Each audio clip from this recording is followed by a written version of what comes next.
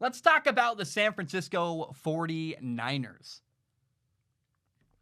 I got to start by saying one of my favorite players in the NFL, really two of them, are on the San Francisco roster. Number one, I love their backup, Nick Mullins. He is, we say backup's kind of a fun word because he's been their starting quarterback recently for quite a while. Nick Mullins is one of my favorite players because he's not very physically talented.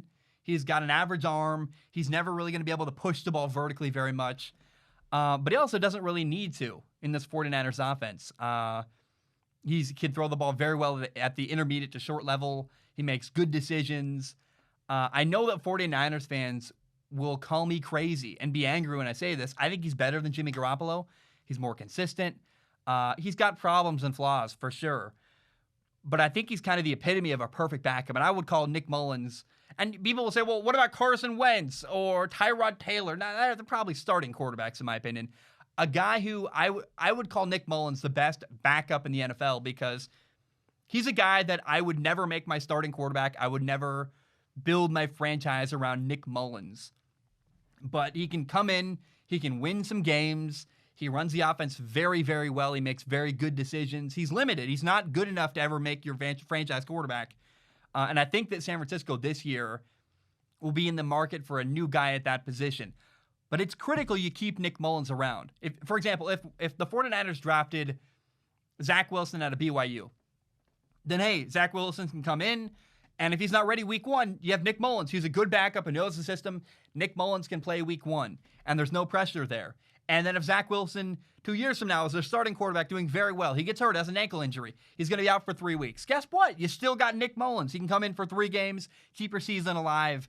And that's the epitome of a good backup. A good backup is a guy who can come off the bench. You trust him to make good decisions. He's not going to screw up massively.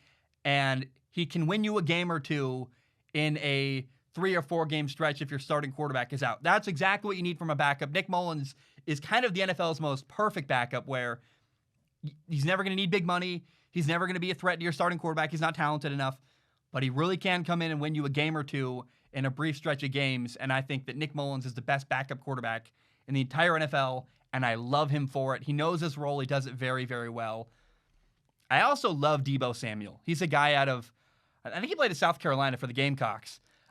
He doesn't have huge numbers. I know Deebo Samuel is a guy around the NFL where I think fans don't really know him or respect him unless you're like a 49ers fan. Then you know him very well. But players around the NFL who have played against Deebo Samuel, they know Deebo Samuel, and they are very, very impressed with him. Again, doesn't have huge numbers, but he's very underrated. He's a receiver who runs the ball like a running back. I mean, he really does.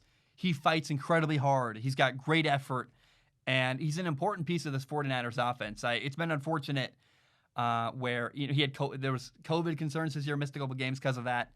But I am telling you, man, that Deebo Samuel is a workhorse who fights very hard and is a guy who is a vital, important piece of this 49ers offense and a guy that I would be so happy to have on my team. Now, it seems like the 49ers defensive coordinator, Robert Saleh, is planning to leave the team after this year.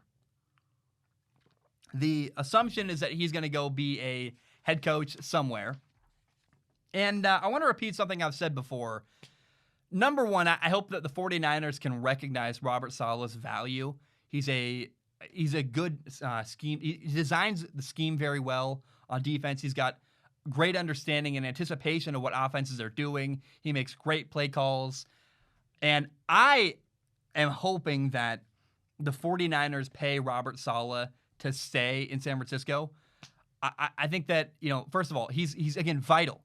Kyle Shanahan and Robert Saleh, the offensive coordinator / head coach, and the defensive coordinator, Robert Saleh, they're better together. They are a much better unit when they combine their forces and play together and coach together. And then number two, I would warn Robert Saleh. Man, I don't know that Robert Saleh should be in any hurry to leave San Francisco. I mean, for example, when you coach with Kyle Shanahan, you're his defensive coordinator. You know that Kyle Shanahan is always going to have a quarterback who's competitive. It's never a problem. It's never a concern. This is the coach who Kyle Shanahan made Matt Schaub, phenomenal. He had Matt Schaub throw for 5,000 yards in one season. Boom, that's ridiculous. That's the power of Kyle Shanahan. He made RG3 the Rookie of the Year. RG3 was never seen again after that.